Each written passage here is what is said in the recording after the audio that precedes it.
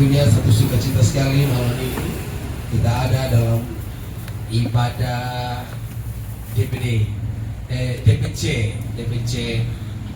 bersama dengan Ketua Karateker dan pengurus Gamki Kota Jayapura.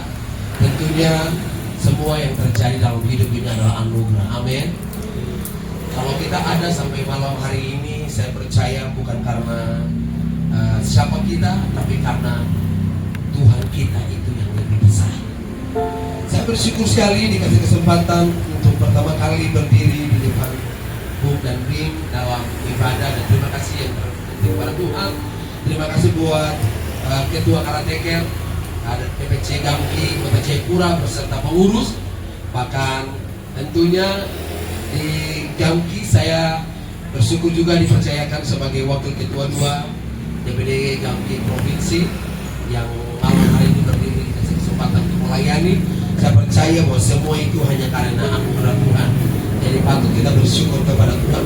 Saya dikasih kesempatan dari beberapa waktu lalu untuk melayani. Saya memang tidak berpikir untuk harus melayani di malam ini karena berpikir saya bahwa asalkan kita beribadah saja, tapi Tuhan mempercayakan untuk melayani. Dan terima kasih banyak sekali lagi saya sampaikan. Tentunya malam ini saya rindu kita bicara tentang kesuksesan. Saya percaya bahwa kita yang hadir malam ini pun kita pernah mengalami yang namanya kegagalan. Tapi tidak terlepas daripada itu, kalau kita ada malam ini bukti bahwa kita adalah orang-orang yang sukses melewati semua dalam kehidupan kita. Amin. Saya rindu sekali Bapak Ibu yang diberkati Tuhan, tentunya Bung dan Pi, kita semua yang hadir pada sore di jalan malam yang berbahagia.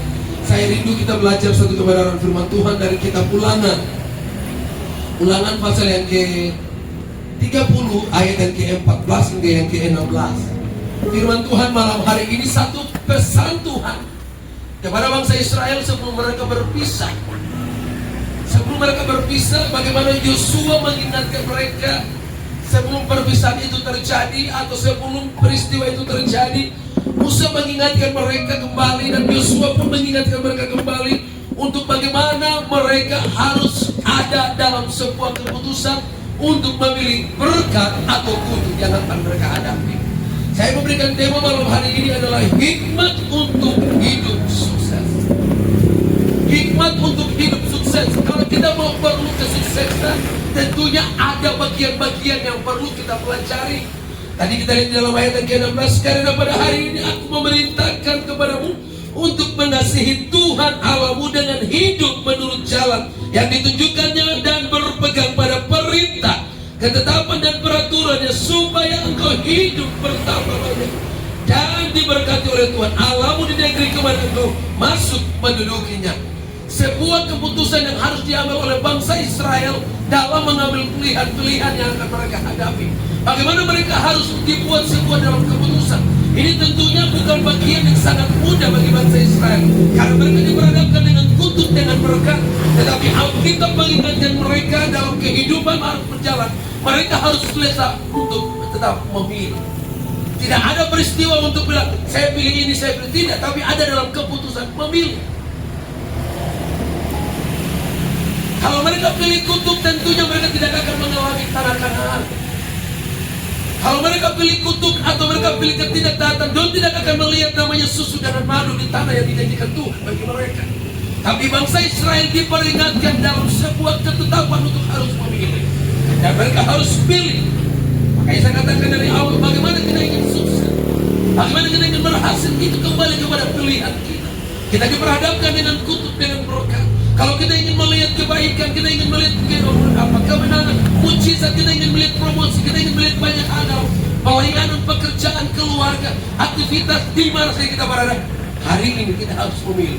Apakah kita mau memilih berkat atau berkat? Kita harus memilih. Ulangan sangat jelas memberikan sebuah pesan. Tuhan adalah sumber hikmat. Oleh sebab itu Salomo dalam segala keadaannya dia ingin meminta bukan hanya harta, tapi dia bilang kasih sayang. Karena Salomo dia tahu Tuhan adalah sumber hikmat. Oleh sebab itu Salomo menyampaikan firman Allah. Kalau kita hormat akan Tuhan, maka hikmat akan ada dalam kehidupan kita. Kalau kita menghormati Tuhan, kalau kita melakukan ketetapan yang Tuhan inginkan, hikmat Tuhan akan mewarisi Kalau kita punya hikmat yang baik, kita punya segala sesuatu. Kalau kita punya hikmat yang baik, kita punya hari esok yang pasti. Kalau kita punya hikmat yang baik, kita punya jalan pasti keluar. Kalau kita punya hikmat yang baik, pasti kita lihat jawaban. Kalau kita punya hikmat yang baik, pasti kita melihat pertolongan Tuhan. Karena hikmat yang baik itu mendatangkan jalan keluar di tengah situasi yang sedang kita hadapi. Amin. Bagaimana agar kita memiliki hikmat untuk menghidupi kesuksesan dalam hidup? Saya temukan dari Ulangan pasal yang ke-30 ayat yang ke-14 hingga yang ke-16 ada 3 kebenaran firman Tuhan yang sudah saya catat atau saya garis bawahi dalam kebenaran firman Tuhan di malam hari. Bagaimana agar kita memiliki hikmat untuk hidup sukses? Yang pertama, kita harus dekatkan diri dengan Tuhan. Kalau kita ingin melihat kesuksesan, dekatlah dengan Tuhan sang pemberi hikmat. Kalau kita ingin melihat perjalanan, aktivitas kehidupan, pekerjaan apa saja berhasil, kita harus mendekatkan diri dengan Tuhan. Itu paling penting. Kalau kita dekatkan diri dengan keadaan situasi, itu akan membuat kita banyak kewalahan. Tapi kalau kita dekatkan diri dengan Tuhan, kita akan melihat jalan keluar. Alkitab berkata, hanya dekat Allah saja aku tenang.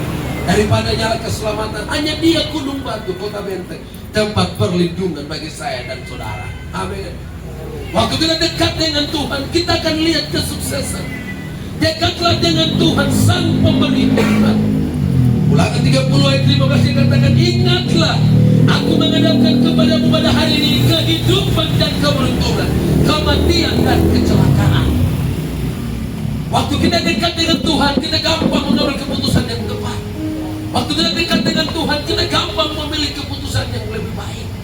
Kenapa? Karena waktu kita dekat dengan Tuhan, kita akan melihat tangan Tuhan menolong kita untuk mengambil keputusan-keputusan yang tepat.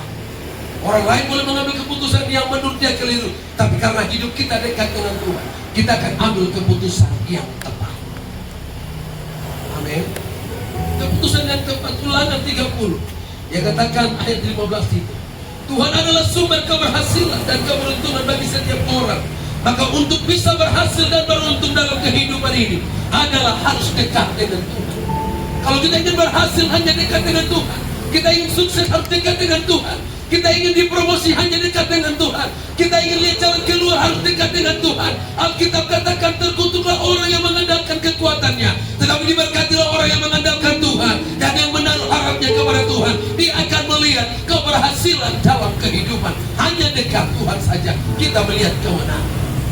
Amin. Hanya dekat Tuhan kita lihat kemenangan. Di luar daripada itu kita tidak akan lihat jalan keluar.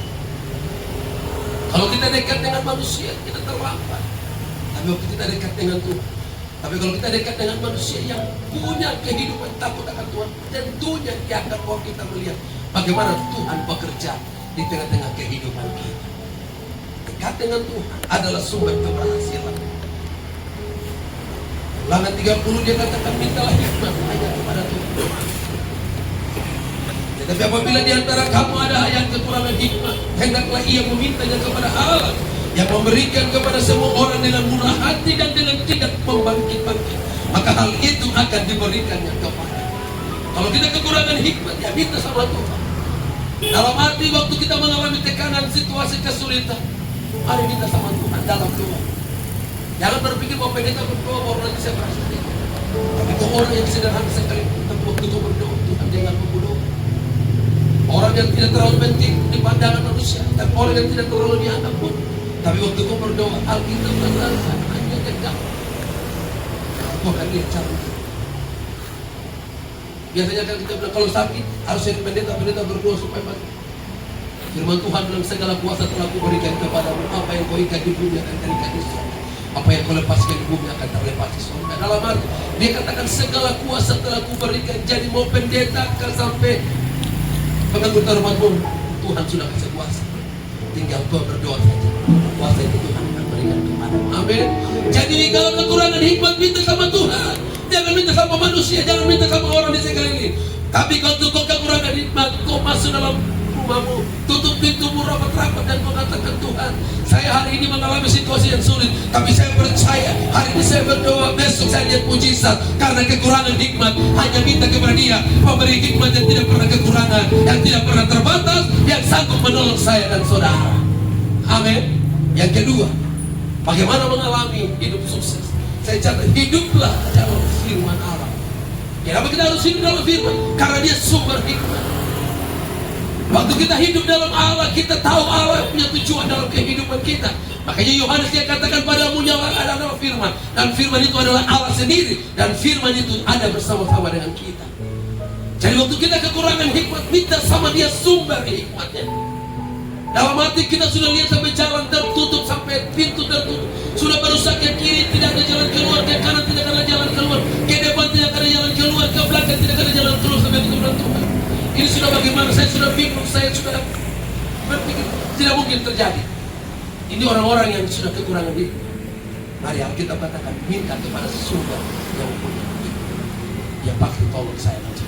Waktu kita mengalami situasi yang tersebut, kita hanya perlu dipatahkan. Kita taruh kita punya segala yang menurut kita lebih baik. Kita taruh dan kita bilang, Tuhan, saya tahu bahwa Kau adalah pemberi dan tidak ada kekurangan dalam pemberi hikmat. Ulangan 30 ayat 14. Hiduplah dalam firman Allah, sumber hikmat, dia sumber. Tetapi firman ini sangat dekat kepadamu, yakni di dalam mulutmu dan di dalam hatimu, untuk dilakukan.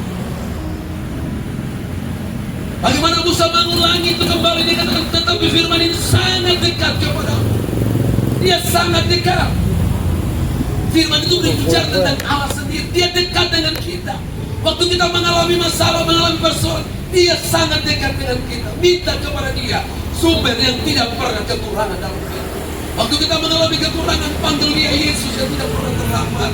Waktu kita mengalami kesakitan, panggil dia Yesus, tangannya yang tidak kurang panjang untuk menolong. Waktu kita ada di tengah ambang-ambang situasi yang sulit pun, panggil dia Yesus yang selalu setia, hadir 1x24 jam untuk menolong saya dan kita semua, menolong kita dalam aktivitas, menolong kita dalam pekerjaan. Dia Yesus yang tidak pernah berubah. Manusia bisa berubah, pejabat, pemimpin, siapapun bisa berubah, tapi dia Tuhan yang tidak pernah berubah. Dia tetap setia, menolong dalam keluarga, pekerjaan, apa saja yang kita kerjakan, dia pasti buat berhasil.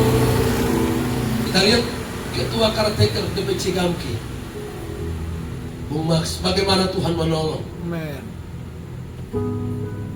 15 tahun yang lalu pemain keyboard, saya pengkhotbahnya, saya sampaikan firman beliau adalah pemain saya keyboard. Tapi hari ini Tuhan angkat 15 tahun kembali. Tuhan buat yang terbaik. Bukan karena Tuhan punya belas kasihan, tidak, tapi Tuhan perhitungkan apa yang Alkitab berkata, orang yang berjalan sambil mencucurkan air mata, dia akan pulang membawa berkat seperti itu. Berjalan dengan kekurangan, berjalan dengan situasi yang sulit, tapi tetap ada di dalam panggilan Tuhan. Alkitab katakan dia bukan menjadi ekor, tetapi menjadi kepala. Dan Alkitab tidak pernah salah. Manusia bisa salah, pejabat, pemimpin bisa salah, tapi firman Tuhan tidak pernah salah. Dan kini waktunya Tuhan angkat, dan Tuhan jadikan berkat bagi tanah dan negeri. Dan itu sebabnya waktu kita hidup di dalam firman, saya sendiri pun tidak berpikir bahwa akan jadi pemimpin di tempat yang Tuhan percaya. Itulah suka-sukanya Tuhan. Kalau Tuhan mau angkat, tidak ada yang dapat menutup. Alkitab katakan dalam kitab Wahyu, jika dia yang membuka, tidak ada yang dapat menutup. Dan waktu dia yang menutup, tidak ada yang dapat membuka. Firman Tuhan sedang digenapi atas kehidupan. Kalau kita kekurangan hikmat, minta kepada dia, Tuhan sebagai sumber hikmat. Yang ketiga, kalau kita ingin melihat kesuksesan, kasihilah Tuhan sebagai sang pemberi hikmat. Kalau kita ingin melihat kesuksesan, kita bukan hanya sekedar dekat, kita bukan hanya sekedar meminta kepada sumber yang tepat, tapi kita juga harus mengasihi Tuhan sebagai sumber hikmat. Kasih Tuhan. Alkitab katakan, kasihilah Tuhan Allahmu dengan segenap hati, dan kasihilah sesamamu manusia seperti dirimu sendiri. Waktu kita mengasihi Tuhan, tentunya kita pasti mengasihi sesama. Dan itu poin yang paling penting. Kasihilah Tuhan sang pemberi hikmat. Ulangan 30 sangat jelas, dia tidak pernah salah. Seseorang yang mengasihi Tuhan, pasti dia menuruti apa yang diperintahkan Tuhan dengan sepenuh hati. Kalau kita mengasihi Tuhan, tentunya kita akan melakukan apa yang Tuhan mau. Tapi kalau kita tidak mengasihi Tuhan, kita akan berlawanan.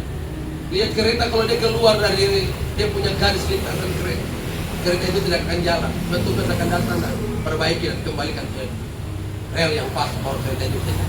Kalau kita keluar, kita tidak akan jalan maksimal. Kita tidak akan jalan dengan baik.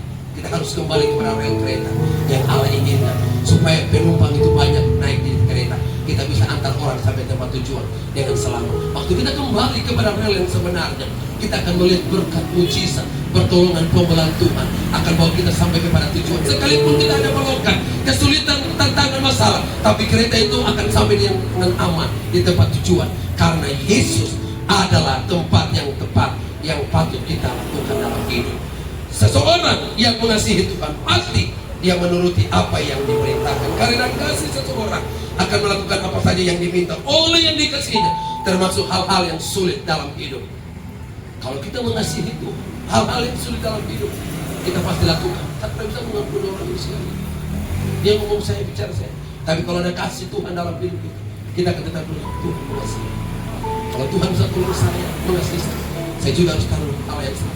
Tuhan mengasihi. Orang melukai saya, mereka bilang Tuhan mengasihi. Seperti Bung Max biasa dia bilang, orang mau bicara dia dalam bentuk apa, dia bilang saya tidak ada urusan. Orang mau bicara saya dalam, itu kan ada kasih Kristus dalam kita hidup. Kalau ada kasih Kristus dalam kita punya hidup, orang ngomong kita di sini, kita tetap keluar di sini. Kenapa? Karena kasih itu sudah menjadi dasar yang kuat. Kristus menjadi dasar. Jadi bagian-bagian yang bisa pikirkan itu tidak menjadi fondasi dasar hidup. Yang menjadi fondasi adalah Kristus dalam hidup. Jadi orang mau bicara, Alkitab katakan sekalipun 10.000 riba di sisi kiri, 1.000 riba di sisi kanan, dia tetap Tuhan yang akan setia menolong dan memberkati saya dan saudara. Berikan kemuliaan yang meriah bagi Tuhan pada malam hari ini. Saya percaya 3 kebenaran firman Tuhan. Jika kita ingin sukses, kita harus dekat dengan Allah. Kalau kita ingin sukses, kita harus minta kepada sumber yang tepat, Sang Pemberi hikmat. Kalau kita ingin sukses, kita harus mengasihi Allah sebagai sumber hikmat dari segala-galanya. Tuhan memberkati 3 kebenaran firman Tuhan untuk menjadi berkat bagi kita semua. Amin.